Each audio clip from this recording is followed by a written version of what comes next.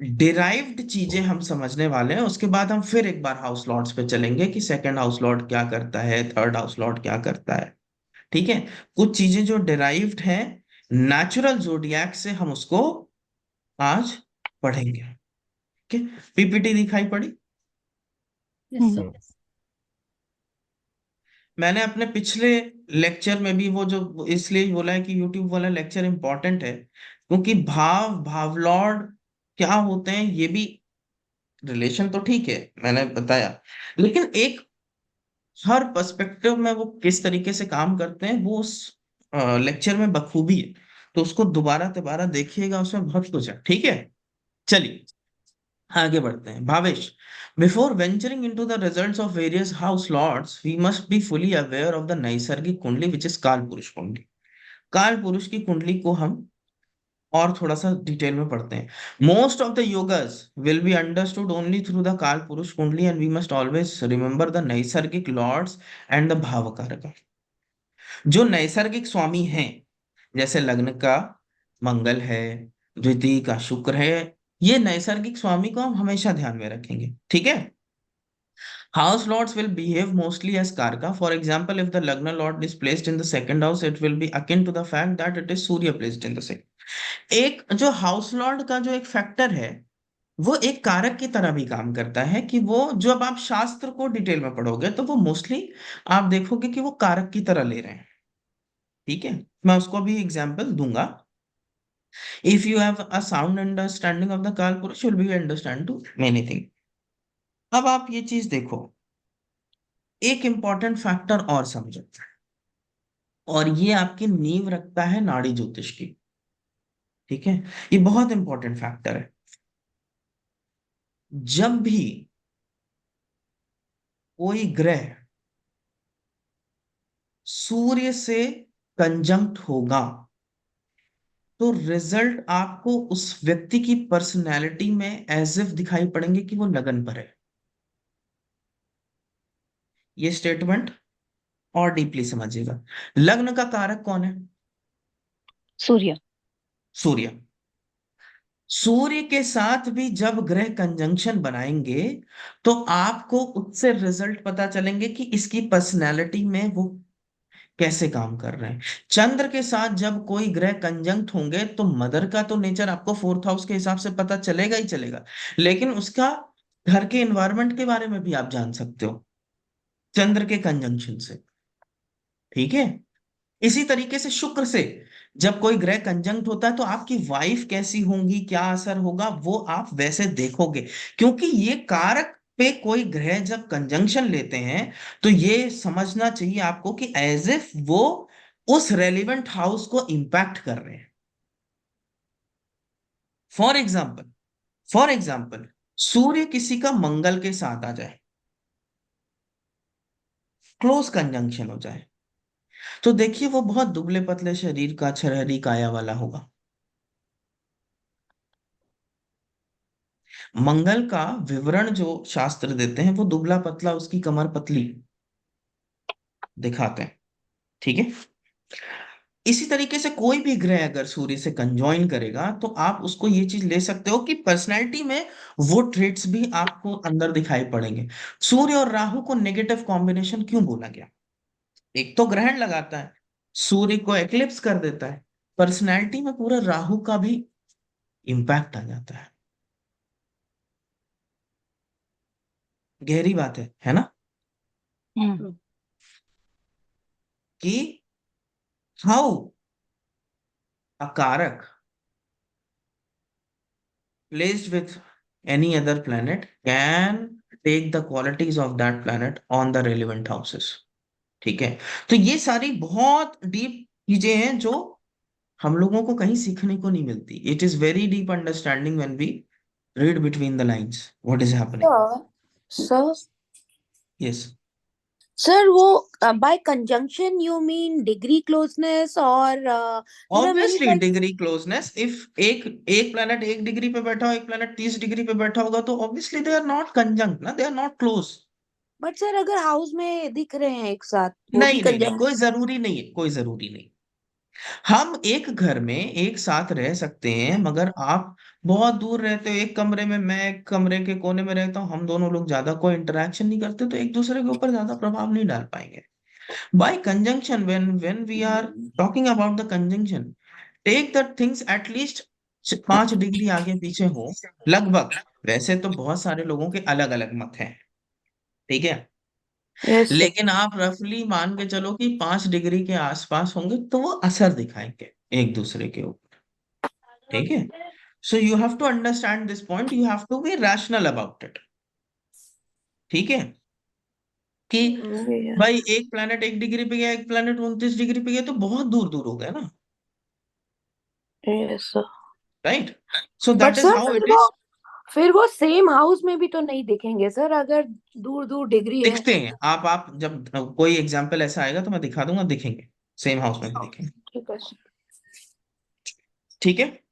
Yes लेकिन sir आपने जो कॉन्सेप्ट बताया ना, वो हम्म। एकदम परफेक्ट बैठ रहा है मेरी आंखों के सामने। कुछ कुंडलियां हैं उसमें से सूर्य और शुक्र वगैरह, वो that person is really like a Shukra, hundred yes, percent though the difference is around 15 degrees.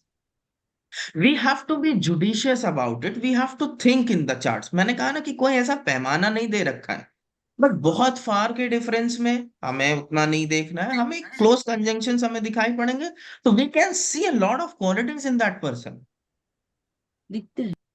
ठीक है। तो ये चीज एक नींव रखती है कि हमें, जब हम वैदिक को अच्छे से अंडरस्टैंड कर रहे हैं, तो हमें ये चीज भी समझना चाहिए कि हम लग्न पढ़ रहे हैं, तो उसके साथ जब हम सूर्य को भी देखते हैं, है ना, सूर्य को सिर्फ आप हेल्थ के लिए नहीं देखते हो, सूर्य से भी आप पर्सनैलिटी को एक जज कर सकते हो, ठीक है। तो लग्न और सूर्य जब हम कंजॉइंट रीडिंग लेंगे, तो हमें बहुत कुछ समझ में आ जाएगा व्यक्ति के व्यक्तित्व के बारे में, ठीक है। Sir at the end of the lecture अकेले सूर्य के बारे में भी बताइए प्लीज, एट द हाँ, end of the lecture. the ideal activity of the houses. This can be easily understood as per the Kalpurush Kundli, and we ought to take it as a guide. हम लोग कहते हैं ना कि life में कोई आ, okay, ठीक है, हम लोग ये कहते हैं ना कि लाइफ में कोई लाइफ मैनुअल के साथ तो नहीं आई है, लेकिन ज्योतिष एक मैनुअल की तरह है कि हमें लाइफ कैसे कंडक्ट करनी चाहिए। Let us take the example of second house where the moon stands exalted, ठीक है। The second house is the house of food, and moon rules dairy product, especially cow milk, and it is also the karaka for mind. And no wonder why the rishis choose milk product as the best food to strengthen their minds. एक हमारे north में तो ये कहावत कही जाती है, मुझे आप लोगों की तरफ नहीं पता, कहते हैं जैसा खाए अन्न वैसा रहे मन। बिल्कुल। आप देखो, जैसा खाए अन्न, खाना कौन सा हाउस है? Second house. Second house. मन कौन सा ग्रह है? चंद्र। चंद्र। चंद्र। कहाँ एग्जॉल्टेड है? वृषभ।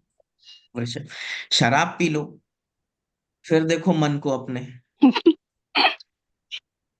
ठीक है, वर्सेस एक, आप एक दिन ये चेक करिए, बहुत मसालेदार बहुत स्पाइसी खाना खाइए, फिर शाम को एकदम दूध रोटी सादा सादा खाइए, आपके मन के बहुत भाव आपको पता चलेंगे कि वेरी करते हैं। हम्म। भाई सिंपल, बहुत सारे टेस्ट कंडक्ट किए गए हैं कि जो नॉन वेजिटेरियन ईटर्स एनिमल थे, ठीक है, उनको भी वेजिटेरियन खिलाया गया और उनकी प्रवृत्ति में चेंजेस पाए गए, कि वो शांत हो गए। बहुत सारा नॉन वेजिटेरियन खाने वाले बड़े अग्रेसिव थे। मैं कुछ ऐसा धर्म के उसमें नहीं बोल रहा हूँ, लेकिन एक प्रैक्टिकल वो बोल रहा हूँ कि आप देखिए, Muslim community is generally very aggressive people, generally, right. Non vegetarian eaters हलाल करके कैसे खाते हैं, look at the way. Yes. So उसका माइंड के ऊपर क्या असर पड़ता हो? ऐसा कहते हैं, साइंस भी ऐसा कहती है कि जब आप, गाय को खाना क्यों वर्जित किया गया, कि गाय मत खाओ, गाय बहुत सेंसिटिव होती है, इमोशनल बीइंग्स होते हैं, और जब इन्हें हल्का सा भी डर हो जाता है कि ये कटेंगे या मरेंगे, तो बहुत सारा कॉर्टिसोल रिलीज कर देते हैं अपने बॉडी में, एक हार्मोन है जो कि मैंने पढ़ा है समझा है, इसलिए आप बहुत ज्यादा कॉर्टिसोल रिलीज होने की वजह से आप उसे खा के प्रॉब्लम में आ जाते हो। ठीक है। वर्सेस फिश खाना को फिर भी कई जगह एक्सेप्ट किया गया। फिश में कॉर्टिसोल रिलीज नहीं होता। राहु भी सेकंड हाउस में एक एग्जॉल्टेशन का रोल प्ले करते हैं। Rahu loves to eat fish. हाँ, ठीक है। तो काल पुरुष कुंडली, जैसे मैंने कहा कि सप्तम भाव में शनि, अपनी वीडियो में मैंने बताया था कि सप्तम भाव में शनि वो कहता है कि धर्म की तरह रिश्ता निभाओ, एक ड्यूटी की तरह रिश्ता निभाओ। शादी सिर्फ मजे लेने के लिए नहीं है। You are bound to have a this thing, responsibilities. Shani सबसे ज्यादा रिस्पॉन्सिबिलिटी देता है, राइट? सप्तम भाव से हमें मिलता क्या है? दुख। अग्री और नॉट, यस और नो? सबसे Yes. हाईएस्ट फॉर्म ऑफ दुख सप्तम भाव से ही महसूस करते हैं, सैटर्न का एग्जॉल्टेशन। लेकिन अगर विदाउट एक्सपेक्टेशन हम धर्म की तरह निभाएं तो क्या हमको दुख महसूस होगा? नहीं. जो ऑट टू बी वाला चक्कर है वो सिर्फ यही है ना कि ये सिर्फ धर्म की तरह निभानी है शादी, बच्चा प्रोड्यूस करना है, सोसाइटी को आगे बढ़ाना है, right? It has to be dharma like situation. Shani का एग्जॉल्टेशन, आप देखो generally Shani placed in the seventh house, they don't give up on marriage easily. ठीक है। That is the ideal attitude, right? आगे बढ़े। तो ये हर चीज आप देख सकते हो। जैसे शुक्र है वृषभ में एग्जॉल्टेड है। अब जैसे मैं कल एक दूसरे बैच में चर्चा की आपने, मैं मॉर्निंग वॉक पे था और अचानक ये थॉट दिमाग में घुस गया कि शादी में 7 फेरे ही क्यों? 7 जन्म का ही बंधन क्यों? 8 जन्म का या 6 जन्म का बंधन क्यों? शादी का हाउस कौन सा है? seven. Seventh. Look at the connection. Sixth house भी तो हो सकता था शादी का, एट्थ भी हो सकता था, सेवेंथ है। उसके बाद हम लोगों ने एक चीज और पढ़ी। हम लोगों ने ये भी देखा था कि पाइसिस रिपीट रिपीट कर करके चलती है। पाइसिस का एक ट्रेट रिपीटिशन है। सेवेंथ लॉर्ड एग्जॉल्टेड कहाँ हो रहा है? अच्छा. पाइसिस में। There is something which is repeating. Partners repeat कर रहे हैं, maybe that is what the shastras are saying. 7 जन्म, logical, it's a logical thought. Exaltation वहां पे ये दिखा रहा है कि आप पाइसिस, भगवान को हम में से किसी ने नहीं देखा, हम सिर्फ ट्रस्ट पे काम कर रहे हैं कि भगवान है। Pisces is a sign where there is highest trust। आप पार्टनर के ऊपर ट्रस्ट ही तो करते हो। जहां ट्रस्ट नहीं है, जहां कन्या घुस गई वहां प्रॉब्लम है, डाउट घुस गया हमारे में। हम्म,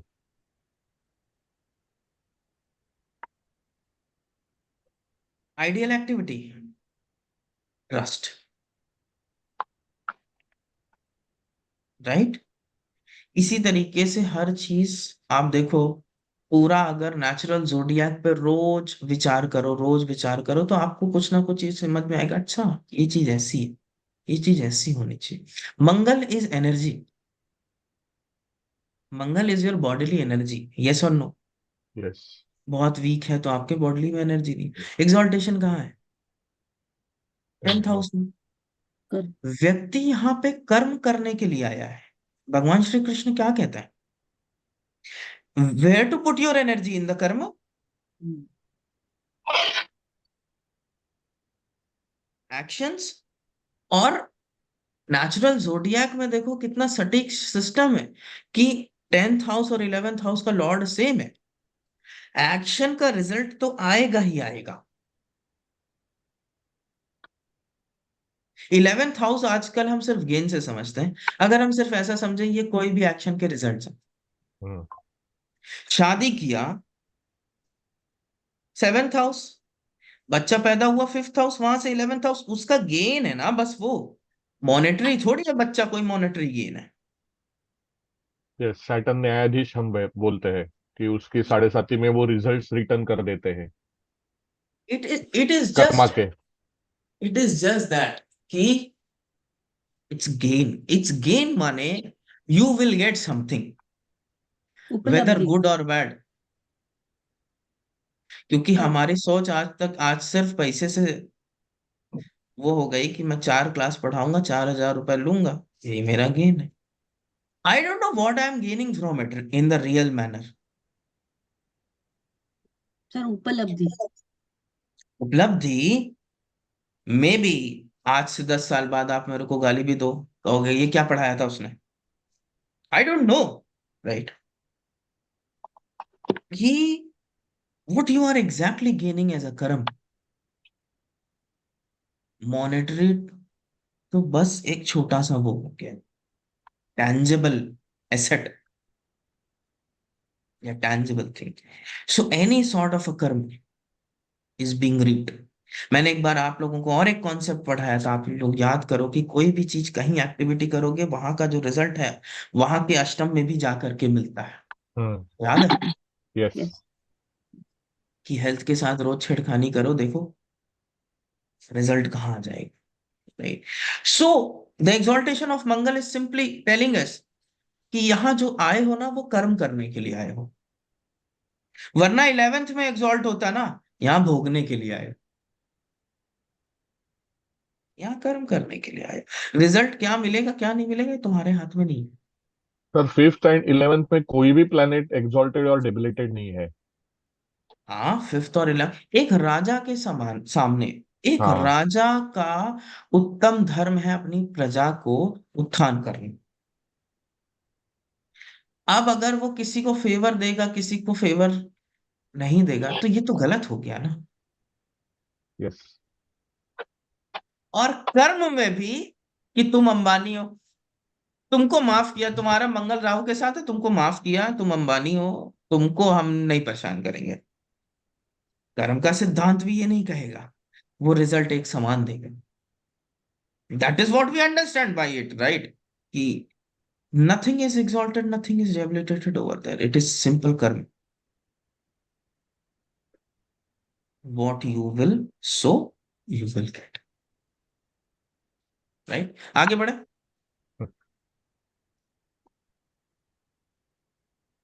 the rule of 3। Bhava is from the word bhavana and it shows our attitude towards a particular subject matter। देखिए यहाँ डिस्टिंक्शन रखिएगा, हम लोगों ने ये भी चीज समझी कि भाव लॉर्ड एग्जॉल्टेड या डेबिलिटेटेड हो जाता है तो कैसे वहां की चीजें हमसे छिन भी जाती हैं, है ना, रियलिटी में। दूसरी एक पर्सपेक्टिव ये भी है, हमारे पास 9 स्टूडेंट हैं अभी, 9-10 लोग बैठे हैं। हर स्टूडेंट मुझे एक तरीके से देखता होगा ये जरूरी नहीं है। मुझे एक एक वर्ड में आप लोग डिस्क्राइब करिए, चलिए Shyamala ji, just give one word for me. Knowledgeable. Knowledgeable. Subodh ji, any word which you want, we are just trying to understand something, give one word। Devoted. Devoted. Kalyani ji. Guru. Seema ji. Out of the box astrologer. Patel साहब। Sir एक शब्दों में तो कहना बड़ा मुश्किल है, नहीं आपका नहीं, एक वैसे। ही शब्द दीजिए, एक ही शब्द हम्म। दीजिए, मैं आपको हम्म। फर्क बताना चाहता हूँ जी। किसी चीज में, एक शब्द बताइए कुछ। Very helpful. Very helpful. Mohit ji. Intelligent. Swati ji. Sir आप बहुत सॉर्टेड है। प्रभा जी। इसको मैं कैसे समझाऊं मुझे नहीं पता, पर बहुत सॉर्टेड हो आप। Sorted, okay, let us take sorted. Prabha ji. Clarity sir. Clarity. चीज देखिएगा, मैं आप लोगों का ज्योतिष गुरु हूं,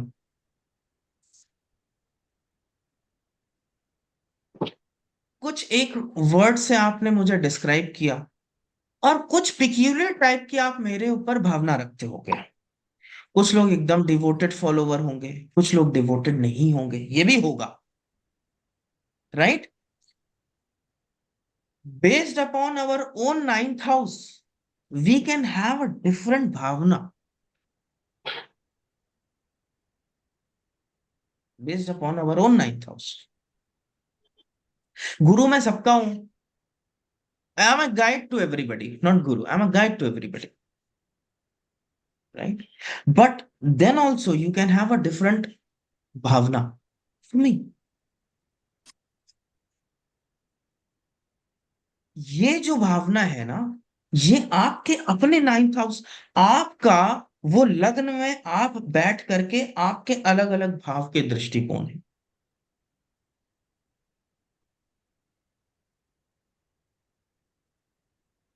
ठीक है. तो ये आपका एक एटीट्यूड दिखा रहा है नाइन्थ हाउस के प्रति. ठीक है. मेरा, आप सब मेरे लिए फिफ्थ हाउस से आओगे. I can have a different approach. Helpful किसी ने बोला, मेरे फिफ्थ हाउस में कर्क राशि है, very emotionally attach to the subject and the students. ये मेरी भावना है किसी चीज के प्रति. ये भाव का अर्थ समझ में आया कि ये भाव है, तो ये मेरी भावना भी है. ठीक है. Bhav lord is the capability to do certain things with respect to that bhav. अब हमने देखा कि दूसरी चीज, दूसरा पर्सपेक्टिव आया कि उसमें एक लॉर्ड भी आ गया. नाइन्थ हाउस का लॉर्ड भी होगा आप लोगों का कुछ, obviously. It can not go without the Lord of the house. मेरी भावना मान लीजिए क्रुकेड है, मेरी भावना किसी के प्रति ट्विस्टेड है, मेरे मेलेफिक्स बैठे हुए हैं उस भाव में. जब भी मैं उनसे रूबरू होता हूं तो मैं क्रोधित हो जाता हूं या कुछ हो जाता है. राइट. होता है, मेरी भावना ट्विस्टेड है. और हमेशा याद, एक चीज और रखिए कि उस राशि को भी हमेशा जज किया करिए. जो हाउस जज कर रहे हैं उस राशि को भी जज करिए. जैसे नाइन्थ हाउस जज कर रहे हैं तो नाइन्थ साइन भी जज करिए. ठीक है. मेरी भावना मान लीजिए कहीं ट्विस्टेड है, मैं अब अपने एटीट्यूड में सुधार कर सकता हूं या नहीं? कर सकता हूं. Yes yes. पॉसिबल है. तो मैं भाव लॉर्ड की रेमेडी कर सकता हूं और अपने एटीट्यूड को सुधार सकता हूं. मान लीजिए कि मैं एक व्यक्ति हूं जो अपने स्पाउस से रोज मारपीट करता है. मंगल और राहु उसका सप्तम भाव को इन्फ्लुएंस करता है मानते हैं. ठीक है. रेमेडी किसकी करोगे? मार्स राहु की या सप्तमेश की? जो आपकी कैपेबिलिटी है, आप उस कैपेबिलिटी को, आप उससे उसको सुधार नहीं पा रहे हो. वो एटीट्यूड एक पर्टिकुलर जगह, आप सबसे लात घूंसा नहीं कर रहे हो. आप एक पर्टिकुलर व्यक्ति से लात घूंसा कर रहे हो रोज. मार्स राहु की सीधा रेमेडी करने लग जाओगे कि हाउस लॉर्ड की रेमेडी करोगे? आपका एटीट्यूड सुधरे, आपके वो इमोशंस कंट्रोल में आपके आ जाएं. वो हाउस लॉर्ड वीक है, इस वजह से आप कोई चीज उसमें इंप्लीमेंट नहीं कर पा रहे हो. अब आपकी आत्मा बहुत है मरी हुई हो कि आपको ये चीज करने में मजा आता हो तो बात अलग है. ठीक है. लेकिन if you really have come to an astrologer, you wish to redeem yourself, आप अपने आप को रिडीम करना चाहते हो, तो आप रेमेडी किसकी करोगे? हाउस लॉर्ड की करोगे या वहां बैठे हुए प्लेनेट की करोगे? सबसे पहली चीज बताओ. House lord. हाउस लॉर्ड आएगा हाउस पहले. लॉर्ड की. First thing you can do is you can take the help of the house lord. की हाउस लॉर्ड ही वो चीज दिखाता है कि इसका एटीट्यूड को कंट्रोल कर सकते हो कि नहीं कर सकते हो. रेमेडी आप ऑब्वियसली दोनों चीज की कर सकते हो, वहां बैठे हुए प्लेनेट की और हाउस लॉर्ड की. ठीक है.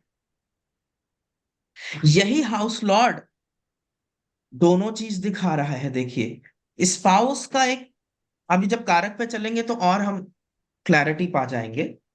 लेकिन ये चीज समझना बहुत जरूरी है, क्योंकि यही चीज हमारे कभी समझ में नहीं आती कि भाव लॉर्ड क्या है, भाव क्या है और कारक क्या है, इनका काम क्या है।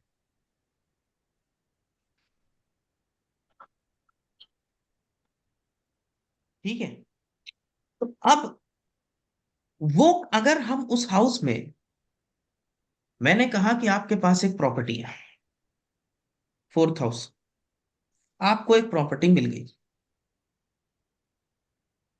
आप उस प्रॉपर्टी में कुछ करा पाएंगे या नहीं करा पाएंगे, ये उस हाउस का लॉर्ड बताएगा। या आप रह पाएंगे या नहीं रह पाएंगे उस प्रॉपर्टी में, ये उस हाउस का लॉर्ड बताएगा।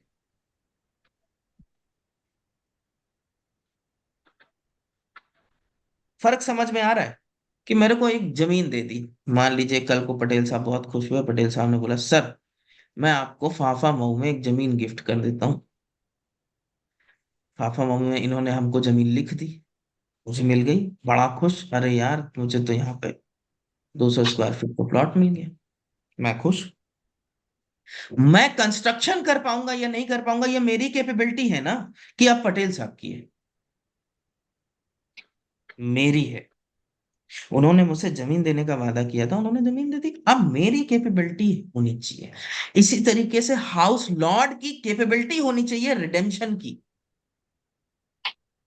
आप सबसे पहले उसे स्ट्रेंथन करते हो, फिर आप भाव की रेमेडी करना चाहते हो, करना चालू करते हो कि इस भाव से कोई चीज जाए। वो उस एटीट्यूड को जब तक कंट्रोल ही नहीं कर पाएगा तो कभी रेमेडी नहीं होगी। He is not capable enough to control that attitude.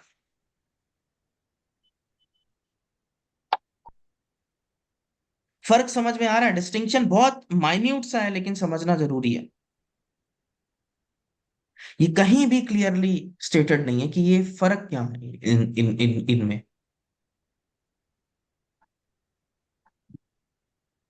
अब कारक की बात आती है, तब आपका उत्तर लूंगा, तब आपका प्रश्न लूंगा श्यामला जी, पहले कारक भी समझ लेते। कारक में लिखा है it is a hand of God to the bhava concern.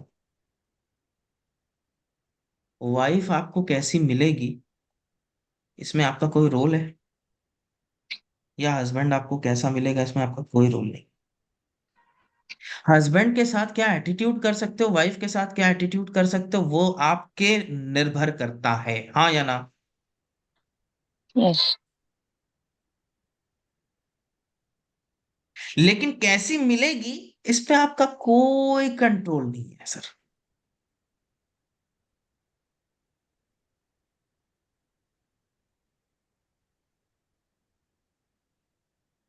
मुझे एक जिद्दी वाइफ मिलेगी, मेरा शुक्र मंगल के साथ क्लोजली कंजंक्ट है, मुझे एक जिद्दी वाइफ मिलेगी, ये मेरी तकदीर है। शुक्र, अब हम सप्तमेश की बात नहीं कर रहे, अब हम शुक्र की बात कर रहे हैं। या औरतों के केस में हम मंगल की बात कर रहे हैं, मंगल राहु से कंजंक्ट मिल गया हमको एकदम क्लोजली। अब हम रिलेशनशिप में हमको कुछ जानवर जैसा पति मिलेगा, ये मेरा भाग्य है। मगर मैं उसके साथ कैसा बर्ताव करूंगा या करूंगी, ये मेरा सेवेंथ हाउस और मेरा सेवेंथ लॉर्ड भी डिसाइड करेगा। सबसे पहले मेरा एटीट्यूड, सेवेंथ हाउस खुद,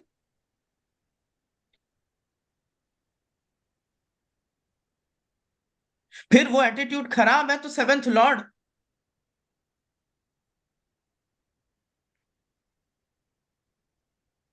मैंने अभी थोड़ी देर पहले कहा था कि सूर्य के साथ कोई कंजंक्शन हो तो आप ऐसा मानो कि लग्न का नेचर भी आपको वैसा मिलेगा। तो शुक्र के साथ जब कंजंक्शन बने तो आपको अपनी वाइफ का नेचर मिला ना, या हस्बैंड का नेचर मिला, बिकॉज दैट इज द कारक, that is the fundamental basis of नाड़ी एस्ट्रोलॉजी। क्योंकि वो हाउस को इसीलिए इग्नोर मार दे रहे हैं, क्योंकि वहां से भी आप देख ले रहे हो ऐसा है।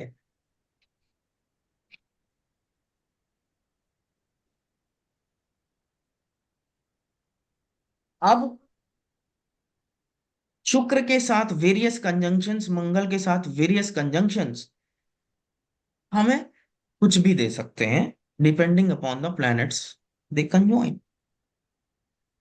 शुक्र के साथ मान लीजिए चंद्र है, हमें बहुत ही इमोशनल स्पाउस मिल गया, हमें एक ऐसा स्पाउस मिला जो कहीं ठहरता नहीं, हमें एक ऐसा स्पाउस मिला जिसका ट्रैवलिंग नेचर, हमें क्रिएटिव स्पाउस मिला, ये मिल गया हमें। अब मेरा भाव मान लीजिए पीड़ित हो, सप्तम भाव, तो हमें मिल गया। अब क्या कर रहा हूं मैं कि उसके साथ गलत एटीट्यूड रख रहा हूं।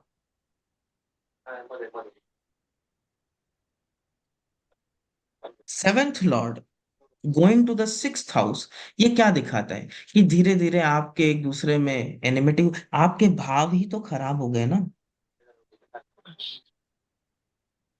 आप रिडीम नहीं कर पा रहे।